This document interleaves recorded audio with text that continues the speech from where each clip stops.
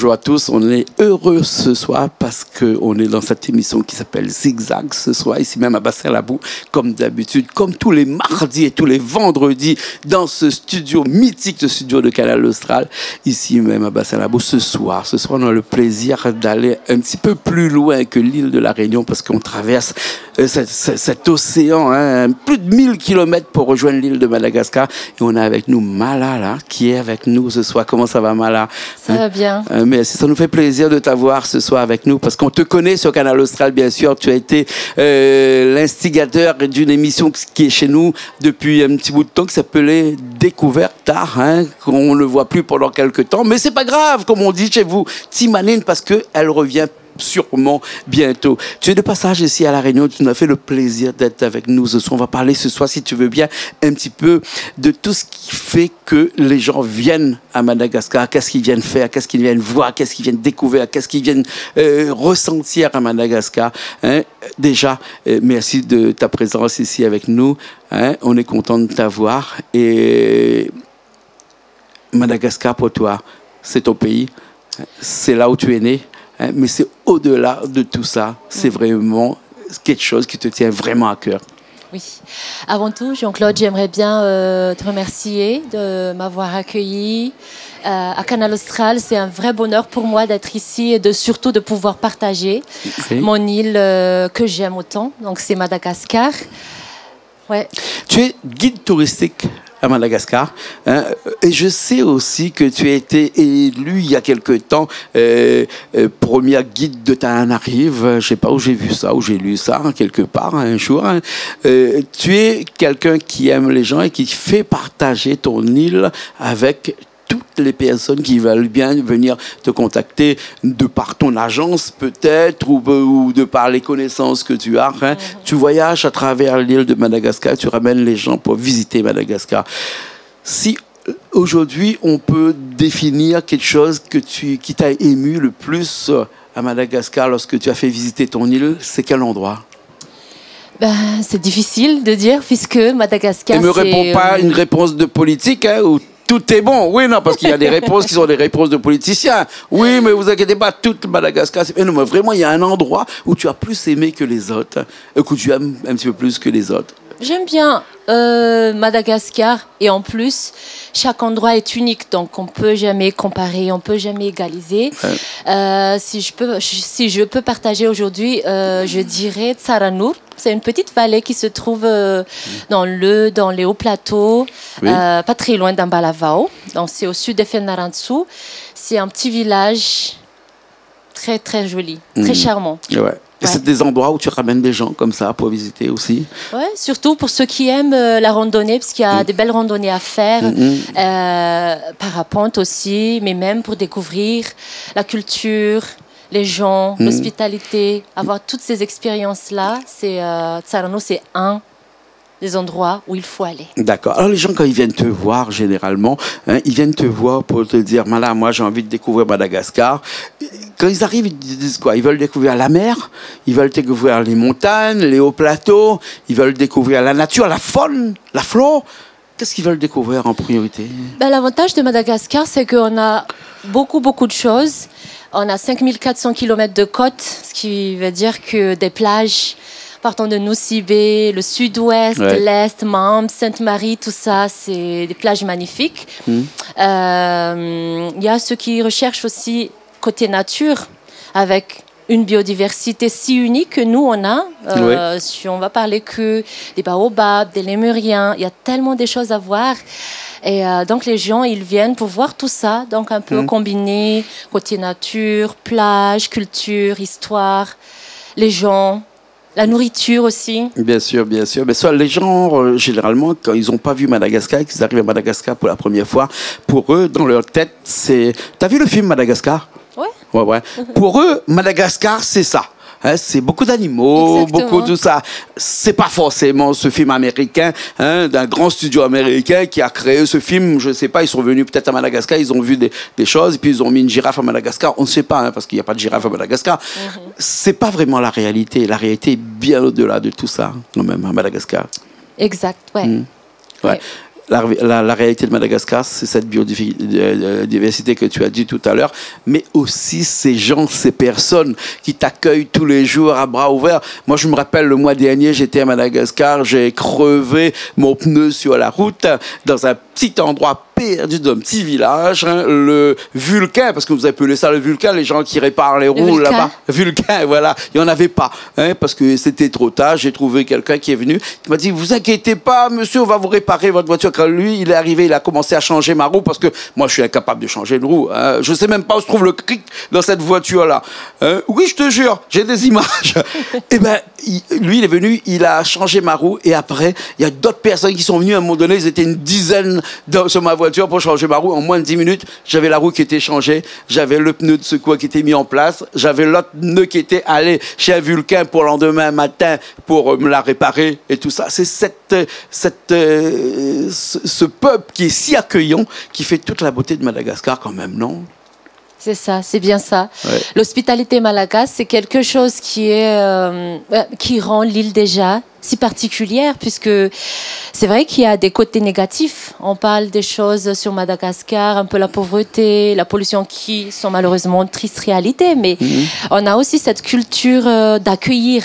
Nous, on appelle ça en malagasy « Gasma Manjaivaï ».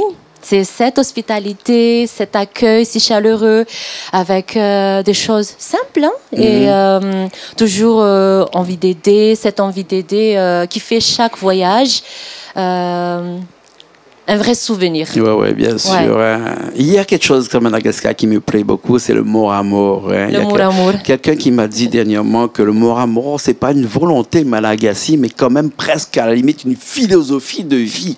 Qu'est-ce que tu penses de ce mot amour? Mot amour, pour les gens qui nous écoutent, c'est doucement une vie tranquille, une vie qui passe comme ça. À Madagascar, on vit au fil des jours, on vit au fil du lever de soleil jusqu'à le soir, comme ça. Et c'est pas vraiment une volonté de vue, c'est vraiment une philosophie. C'est-à-dire que lorsqu'on est à Madagascar, qu'on est un habitant de Madagascar qui travaille dans les rizières ou qui travaille dans les champs ou qui élève les bœufs, les zébus, hein, pour eux, la vie c'est cool comme un long fleuve tranquille. C'est une philosophie de vie qu'ils ont. Hein, et ce mot amour qu'on parle si souvent, attends, parce que les gens qui ne connaissent pas pensent que à Madagascar, ouais, le mot amour, c'est quelque chose qui est, ouais, de quelque part, de toute façon, les Malgaches, ils sont comme ça, ils sont comme ça. Mais non, c'est une philosophie de vie quand même. Qu'est-ce que tu penses de ce mot amour, là, toi? Ben déjà, le mot Muramura peut se traduire littéralement comme doucement, doucement. Exactement. Comme Est-ce que c'est péjoratif? Est-ce que c'est quelque chose de négatif? Ou pour toi, est-ce que c'est quelque chose qui pourrait élever quand même une personne doucement, doucement? Quand même, il y a beaucoup de choses qui se font doucement, hein? Oui. Ouais. Pour moi, Muramura, c'est... je t'explique par la course du lièvre et de la tortue. Ouais. Tu connais la course, le lièvre et la tortue. La tortue, bah, lui, il part, il s'essouffle là-bas, alors que le lièvre, il avance doucement, doucement, il arrive à ses fins. À Madagascar, on a quand même peut-être cette impression-là, en disant que les Malgaches, là, eux, ils se bagarrent pas pour manger, parce que de toute façon, ils mangeront. Les gens disent qu'à Madagascar, ils sont misères, ils sont pauvres. Moi, j'ai pas trouvé de pauvreté à Madagascar, je trouvais des gens heureux. J'ai trouvé des gens à Madagascar qui aiment la vie, qui aiment vivre à Madagascar. Et ça fait des années que je suis là-bas. Et je m'installe aussi là-bas, donc du coup, je connais un petit peu. Mais toi qui es guide touristique, qui amène les gens, les touristes, les gens qui ne savent pas de toute façon ce que c'est que Madagascar, qui vont découvrir à travers les yeux de tes yeux. Hein? Qu'est-ce que tu les apportes au départ quand ils te disent ouais c'est misère, ouais les gens qui sont partout, enfin, les gens qui m'ont dit sur la route, c'est qu'une partie de Madagascar, bien entendu, et à la Réunion aussi, on a des gens aussi à Saint-Denis qui sont sur la route. Il y en a partout, hein, et des filles par exemple. Quand on parle de Madagascar, on parle à la Réunion, on parle que des filles. Ouais, tu vas à Madagascar parce que tu vas voir, tu as une femme là-bas ou tu as une fille. Mais à Saint-Denis aussi, il y en a. Hein, à Maurice aussi, il y en a. À Mayotte, je t'en parle pas. Au Comores, encore plus. Mais pourquoi les gens ont une idée aussi négative que ça de Madagascar? Malheureusement, qu'il y a toutes ces idées-là qui sont partagées maintenant et on voit notre île Madagascar comme un endroit où il y a tout ça, la pauvreté ou peut-être la prostitution aussi.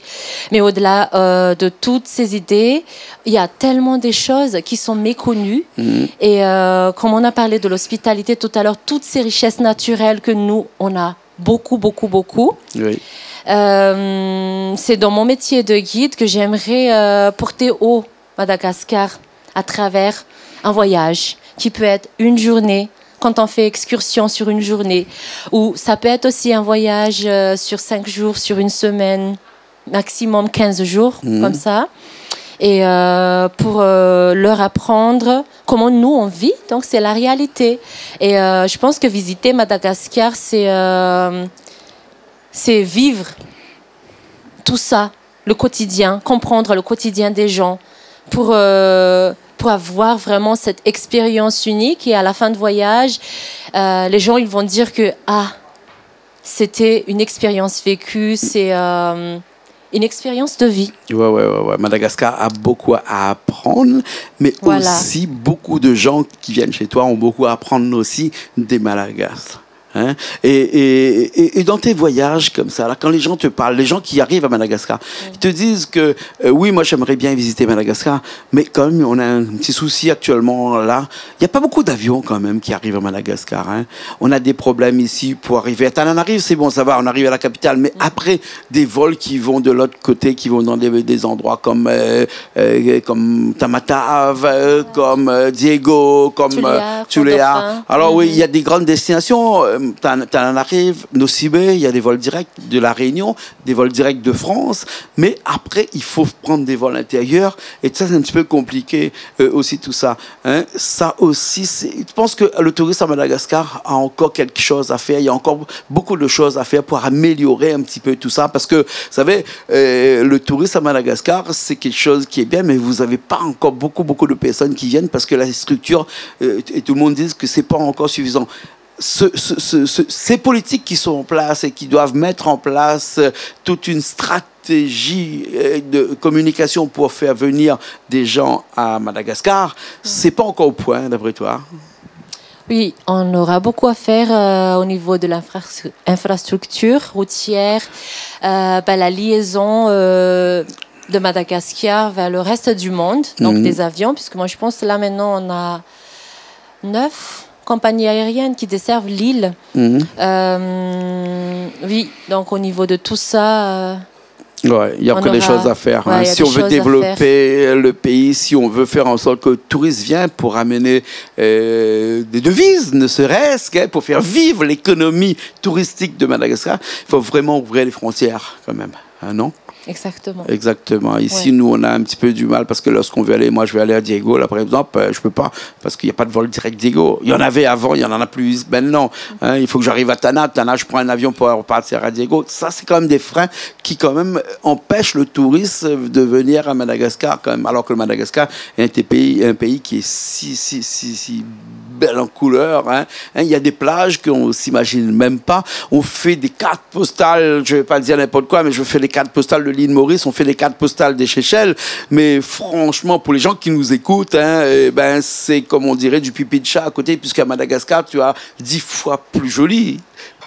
Les cocotiers dans l'eau, on a des endroits où on les retrouve à Madagascar un peu partout, hein, sur les plages. Hein, alors qu'un cocotier dans l'eau aux Seychelles ou à l'île Maurice, on en fait des cartes postales. Hein, c'est des problèmes de communication. Hein, c'est ce problème de communication que peut-être que le gouvernement, enfin on ne va pas les juger, le gouvernement, hein, moi je les aime bien, ils font leur travail, hein, mais peut-être qu'il leur manque un petit peu de moyens, il leur faut un petit peu plus de communication pour pouvoir attirer ce public-là à Madagascar, pour faire en sorte que Madagascar, demain, devient la destination phare de l'océan Indien et devienne aussi peut-être un petit peu après la destination phare du monde entier. Non, qu'est-ce que tu en penses, toi, Mala? Ça, c'est un rêve, puisque justement, on a tellement de choses à offrir. Et nous, en tant qu'acteurs du tourisme, puisque moi, je fais que guide, je fais aussi organisation de voyage, on fait location de voitures. Là, maintenant, dans notre village, on a une petite auberge, là où on accueille les gens pour que l'on puisse faire découvrir Madagascar autrement, à travers des petits sentiers. Moi, j'aime bien les randonnées et... avec des collègues, on a établi des circuits, on a conçu des petits circuits. Le Koub, le gâteau là, qu'on a fait ensemble. On a fait ensemble avec ça il y a quelques temps de cela. On a une randonnée, on a même des randonnées qui font découvrir ce petit village là. Et ouais, dans ce Madagascar de demain, c'est un rêve pour nous en tant qu'acteurs du tourisme, c'est que ça va devenir une des destinations phares du monde, puisque avec tout ce qu'on a, et c'est des gens qui se lancent aussi, qui investissent, construisent des hôtels, qui essaient d'attirer plus de visiteurs. Ouais. Mais à côté, il faut que le gouvernement participe aussi, puisque pour la route, Madagascar, c'est la quatrième plus grande île au monde. Donc, de traverser, de faire 700 km, par exemple, de Antananarivo pour Morondave, ça prend maintenant 18 heures en taxi-brousse. Donc, il faut couper... en deux. Après, si on a tout ça mis en place, je pense que le tourisme va être le moteur de développement. Ouais, le tourisme à Madagascar. Là, tu es d'accord avec moi que les gens, quand ils décident de venir à Madagascar, ils disent non, moi je ne viens pas à Madagascar parce que Madagascar c'est dangereux. Qu'est-ce que tu as à répondre là-dessus, toi? C'est dur.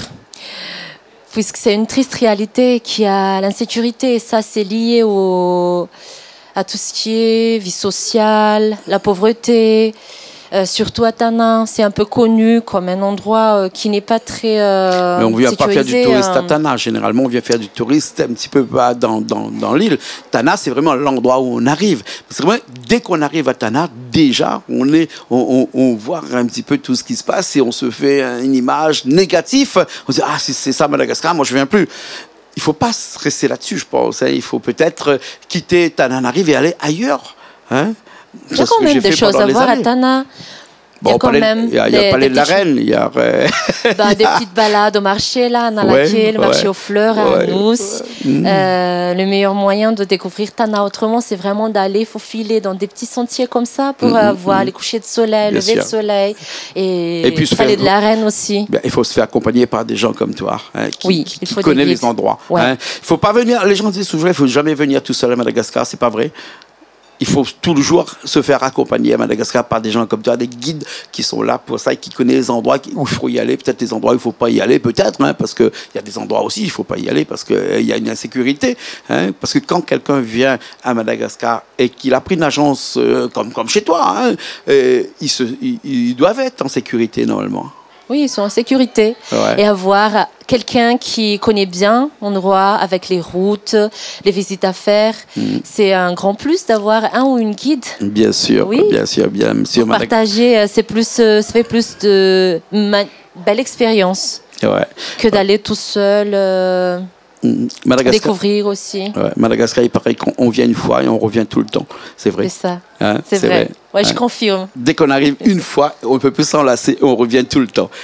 C'est vrai. Il y a beaucoup de familles qui arrivent et qui s'installent aussi à Madagascar. Parce que Madagascar, quand on terre d'accueil encore aujourd'hui, pour beaucoup d'expatriés, il y a des expatriés qui vont au Maroc, d'autres qui vont à Bali. Et puis après, il y a d'autres qui vont s'installer à Madagascar aussi. Parce que Madagascar a aussi une terre d'accueil aussi.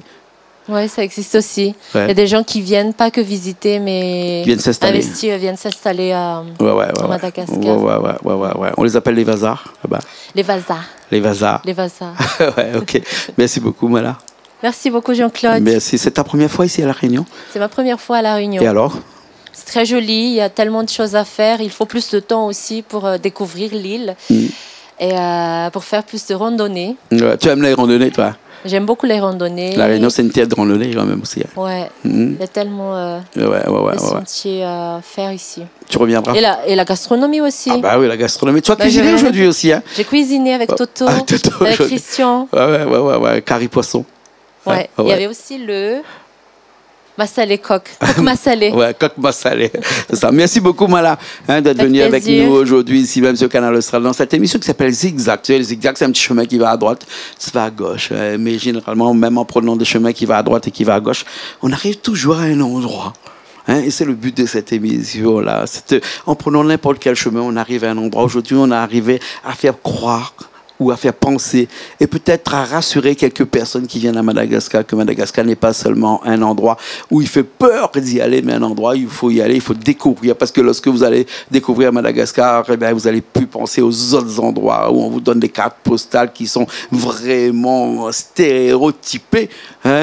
Madagascar, c'est la nature à l'état pur et c'est là où on peut faire des grandes visites, on peut faire des grandes découvertes et avec une population qui est super, super accueillante. Je connais puisque ça fait des années que je suis là-bas à Madagascar. Merci beaucoup, Mala. Merci beaucoup. Chez nous, on dit Makasi Cheka. Ce qui veut dire? Merci beaucoup. Ok. Merci à Richard aussi qui était à la technique depuis tout à l'heure avec nous. Nous, on se retrouve la semaine prochaine encore dans d'autres nouvelles émissions, Zigzag, émissions culturelles, bien sûr, comme d'habitude, sur Canal Austral, bien sûr. Allez, à la semaine prochaine.